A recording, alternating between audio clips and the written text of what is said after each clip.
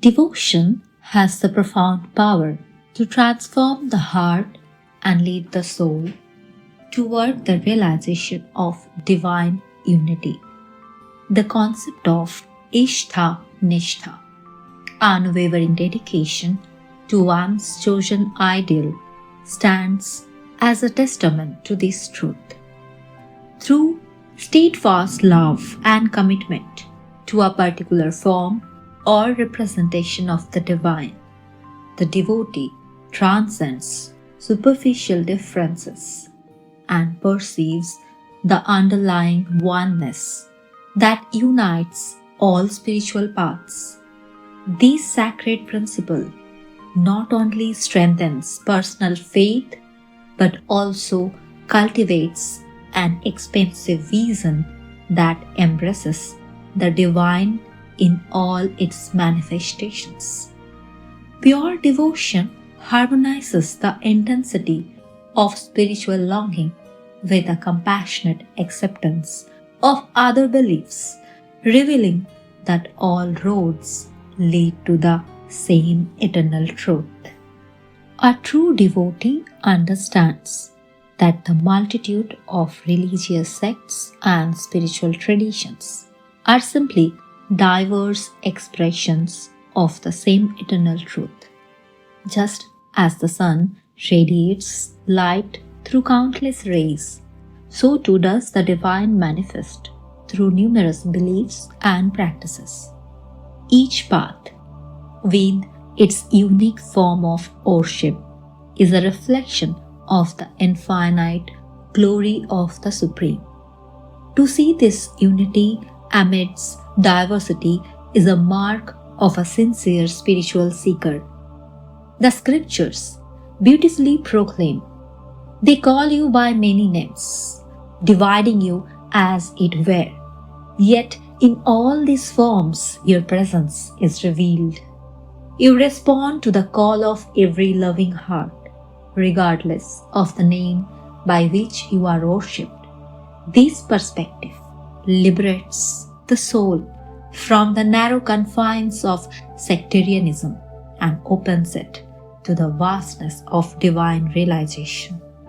An essential aspect of following Ishta-Nishtha is to cultivate reverence not only for one's own chosen ideal, but also for the spiritual aspirations of others. The bhakta or devotee refrains from harboring contempt or criticism towards other spiritual paths.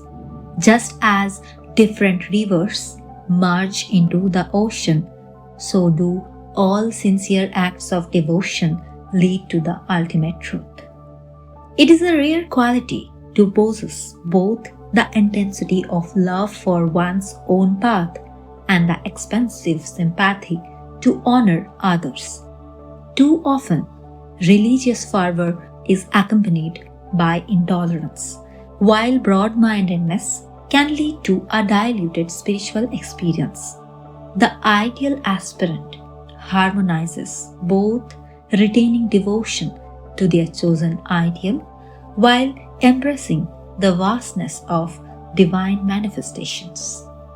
In the eternal Vedantic tradition, the concept of a chosen ideal is not restrictive. It is a means to concentrate the mind and heart in devotion. Every divine form, every prophet, and every enlightened being is a gateway to the infinite. Through the Ishta, the devotee learns to transcend individuality and realize the limitless truth that pervades all existence. The Vedantic path, with its inclusivity, stands as a guiding light for all seekers. It presents not one but countless doors to divinity. With compassion and wisdom, it welcomes those from all backgrounds, recognizing the universality of spiritual longing. Each human soul, when liberated from the illusions of the world, finds its rightful place in the boundless ocean of bliss. Thus, To walk the path of Ishta-Nishtha is to embark on a sacred journey, one that fosters profound love, unwavering devotion, and limitless acceptance. By holding steadfast to our chosen ideal, while revering the ideals of others, we align ourselves with the eternal harmony that pervades the cosmos.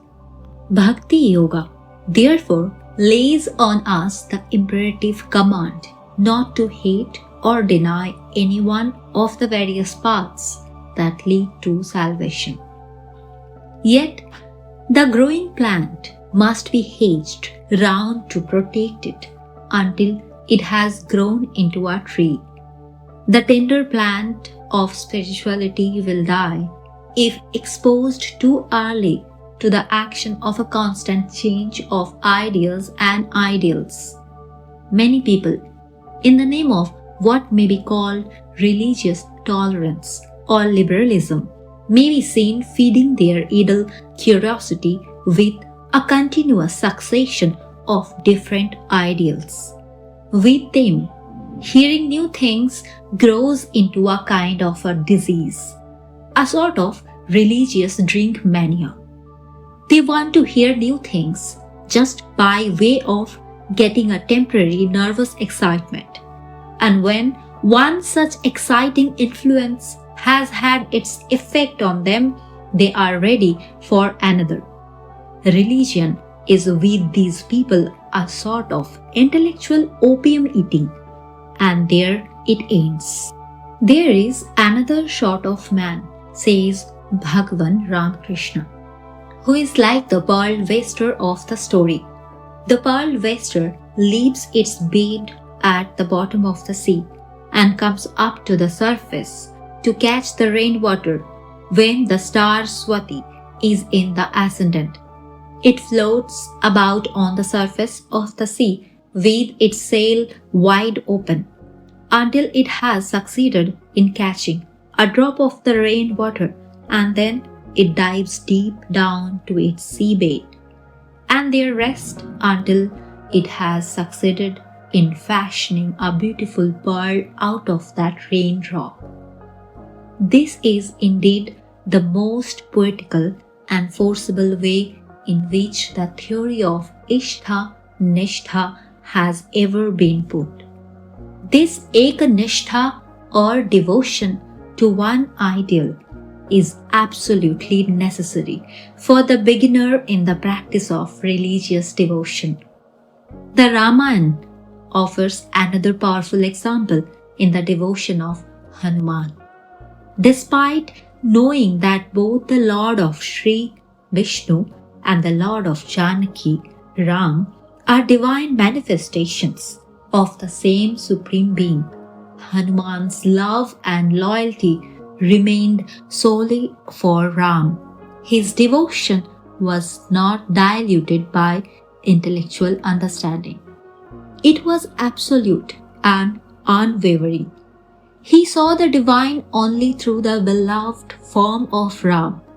Similarly, as was said by the sage Tulsidas, he must say, "Take the sweetness of all, sit with all, take the name of all, say, yeah, but keep your seat firm." Then, if the devotional aspirant is sincere, out of this little seed will come a gigantic tree, like the Indian banyan, sending out branch after branch and root after root to all sides, till it covers the entire field of religion. Thus will the true devotee realize that he who was his own ideal in life is worshipped in all ideals by all sects, under all names and through all forms. For the devotee on the path of Bhakti Yoga, theoretical knowledge serves as a foundation, strengthening the will and cultivating determination. It acts as a necessary support in the early stages of the journey, offering clarity and inspiration. However, its usefulness ends there. The true bhakta soon transcends the realm of intellectual reasoning. Through divine grace, the devotee reaches a state where reason becomes insignificant and spiritual realization takes its place. In this state, one no longer believes through argument but perceives directly. The devotee does not merely debate the existence of God, they feel, see, and experience the divine.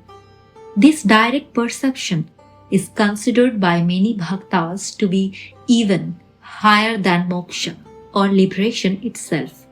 After all, what could be more fulfilling than the intimate experience of divine love? Many people view utility through the narrow lens of material comfort. To them, only that which brings wealth or satisfies physical desires has value. Concepts like God, the soul, and eternity seem meaningless because they offer no tangible pleasure. Such individuals remain trapped in a cycle of worldly cravings, unable to see beyond immediate gratification. But for those who have glimpsed the deeper truths of existence, the satisfaction of the senses becomes insignificant. For these spiritual seekers, the highest and only utility is the love of God. The fleeting pleasures of the world pale in comparison to the eternal joy of divine communion. Thankfully, even in an age of overwhelming materialism, there are still souls who cherish the path of bhakti, seeking not worldly gain but the boundless bliss of divine love. Bhakti Yoga consists of two stages, Jnani or preparatory and Para, supreme. In the initial stage, the aspirant often relies on tangible aids to support their spiritual progress. Mythological stories, symbolical rituals, and religious imagery serve as essential tools for nurturing devotion.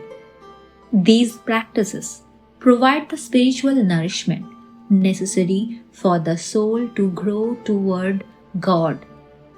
Interestingly, the most spiritually enlightened beings have emerged from traditions rich in mythology and devotional practices. In contrast, rigid and overly intellectual forms of religion often strip away the beauty and vitality of spirituality. By rejecting the poetic and symbolical aspects of faith, they deny the growing soul the nourishment it needs. What remains is an empty shell of words and concepts, devoid of life and meaning. Such barren belief systems may boast of rationality, but they fail to inspire the heart. Religion without devotion and spiritual experience is like a body without a soul. A significant portion of those who cling to these overly rationalized systems are often materialist at heart.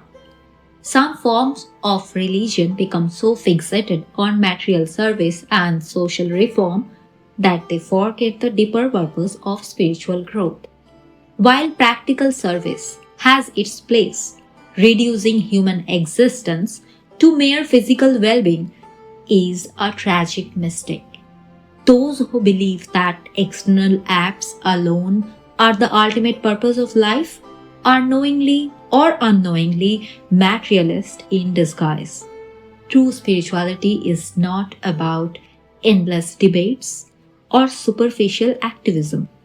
One small act of genuine righteousness, born from spiritual realization, carries more weight than endless words. Living the truth is far greater than merely talking about it. Bhakti Yoga calls upon us to rise above the narrow confines of materialism and intellectualism and instead embrace the profound joy of divine love. Through unwavering devotion, we step into the radiant light of realization, where God is no longer an abstract concept but a living, loving presence. Let the heart lead the way, for in the realm of bhakti, it is the love that triumphs over reason and the soul that soars beyond all limitations.